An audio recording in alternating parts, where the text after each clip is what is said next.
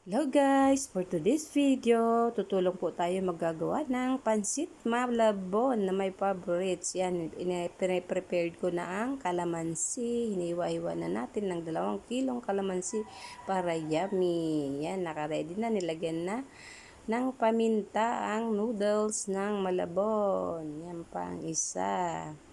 3 kilo po yan, kaya kalahating bandeha, kalahating entag dyan, planggana. Yan, tapos since luto na yung noodles, lalagyan na rin natin yan ng bawang. Yan, yung fried na bawang.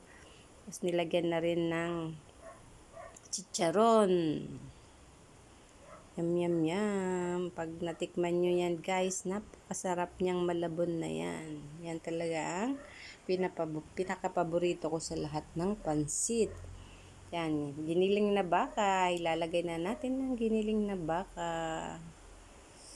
Piniprepare din yung giniling baka. Inuuna ng gisahin. Niluto na yan ng advance ang giniling na baka na may atsuete para magkaroon na magandang kulay ang ating malabon. Ayan, muusok-usok pa ang baka. Ang giniling na baka. Looks so yummy, guys.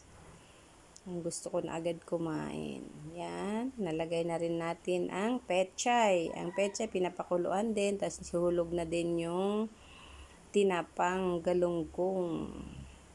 Yan ang nagpapadagdag ng sarap at lasa sa malabon, ang tinapang galunggong.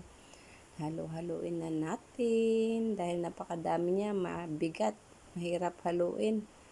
Dapat malakas-lakas ang braso ang maghalo. Ayan, hinalo na ng kasama ko. Yan, nailagay na lahat. Nalagyan na rin ng paminta, pampalasa, kaunting patis.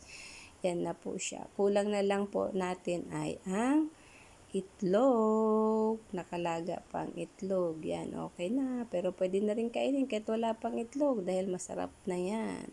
Nandyan na lahat ang timpla. Ito na po ang ating malabon. Yum, yum, yum. Masarap kasi yung noodles niyan. Kumpara dun sa iba yung madulas, yan, mas masarap, mas maalinamnam pag kinain mo siya. Yan.